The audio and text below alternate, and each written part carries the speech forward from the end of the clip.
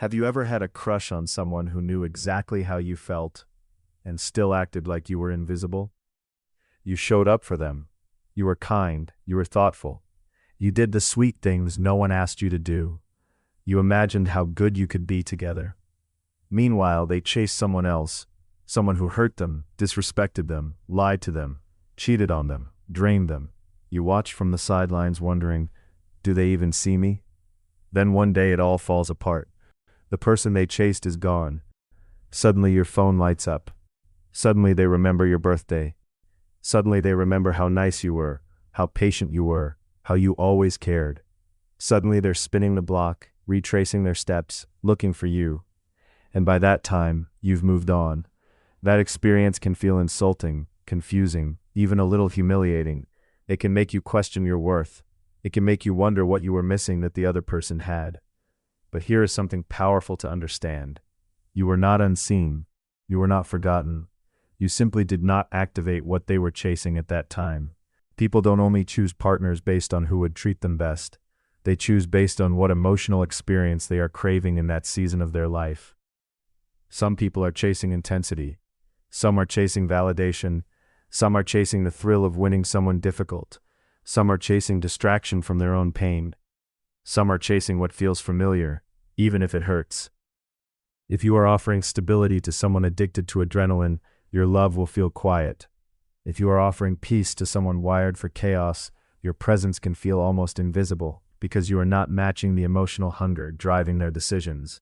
People are naturally attracted to adventure because it represents excitement, freedom, and a break from ordinary life. When someone has been taught to be demure, controlled, or classy, they may suppress their own desire for risk and spontaneity. That desire doesn't disappear, so they sometimes choose a partner who embodies the adventure they feel they cannot express themselves.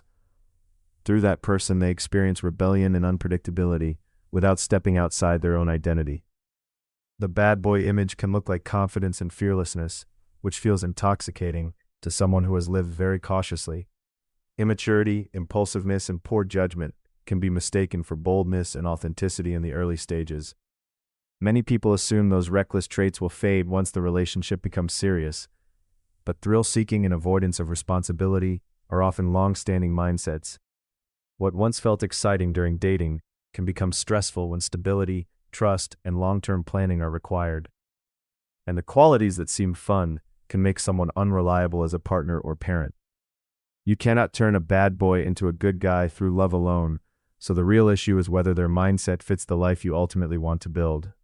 Think about the kind of relationship many people end up in when they choose the person who harms them. It often runs on a hot and cold cycle. One day everything feels magical. The next day they're distant, withdrawn, or cruel. There are arguments, silence, anxiety, fear of losing the person. Then suddenly the partner comes back apologetic, affectionate, promising change. Relief floods in, the heart races, tears fall. Physical closeness feels electric. That reconciliation creates an emotional high so intense it can feel like deep love. But the intensity is coming from contrast, from pain followed by relief. Your steady kindness never produced panic, so it never produced that rebound euphoria. Your love felt calm, predictable, safe. For someone whose nervous system is used to chaos, calm can feel unfamiliar, sometimes even suspicious. If a person grew up around instability, yelling, unpredictability, emotional withdrawal, affection that came and went, their body learned that love is something you chase, something you fight for, something that hurts and heals in cycles. When someone stable shows up, their system doesn't light up the same way. There's no drama to decode, no emotional roller coaster to ride, no sense of danger that keeps adrenaline flowing. Chaos feels like love because chaos is what their body recognizes. Now add another layer. Availability. If you were consistently kind, consistently present, consistently supportive, you likely felt secure to them, reliable, not going anywhere. Your interest was clear, your affection was steady. Subconsciously that can translate into, safe, I can come back to that later. Meanwhile, the person who was hard to secure felt scarce, unpredictable, difficult to keep. That uncertainty increases perceived value. Humans are wired to chase what might disappear. Scarcity grabs attention. Stability fades into the background.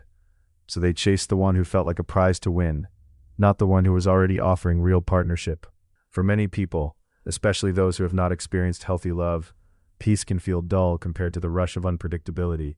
They confuse intensity with passion. They confuse anxiety with chemistry. They confuse relief with closeness. And then the crash comes. The relationship they chase leaves them wounded, exhausted, lonely, disoriented. Suddenly the thrill is gone, and what they crave shifts. They want comfort, reassurance, safety, someone who won't disappear. And something else often happens after they get dumped or become a single parent.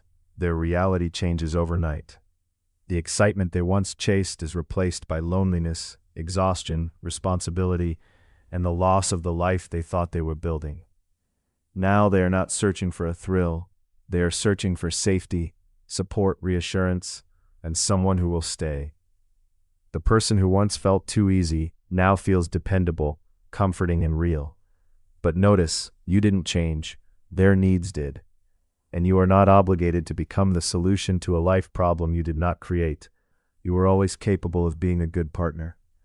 The difference is that those qualities were not what they were prioritizing before. Pain rearranged their priorities. Loss reshaped their desires. Exhaustion made stability look beautiful. Now they remember the nice things. Now they appreciate what you offered. Now they wonder what could have been. Meanwhile, your life kept moving. Your feelings cooled. Your fantasy faded. You saw reality for what it was. Someone who had the opportunity to choose you and did not. And you are not obligated to reward someone for arriving late to your value. Love is not a waiting room where the first person who comes back gets the seat. You are not a consolation prize. You are not an emotional recovery center. You are not responsible for aligning your timeline with someone else's delayed realization. Sometimes people do grow. Sometimes they truly understand what they overlooked. Sometimes they come back with genuine maturity and intention. And sometimes they come back simply because they are lonely, hurting, or afraid of being alone. Because by the time they finally see you clearly, you may no longer see them the same way. The version of you who adored them lived in a different chapter. That person was full of hope, imagination, possibility. The present version of you has information, experience, boundaries, and a new understanding of your own worth. So when someone returns after choosing someone else first, the real question is not whether they finally want you. The real question is whether you still want them. And there is nothing cold, bitter, or unkind about saying no. It is simply honesty. Timing matters. Mutual choice matters. Being someone's first priority matters. You are not invisible. You are not lacking. You are simply not what they were chasing then. And now that their chase has ended, they are looking for peace. But peace is not owed to anyone who overlooked you when they had the chance to choose it. You get to decide who walks into this chapter of your life and who remains part of a story that is already finished.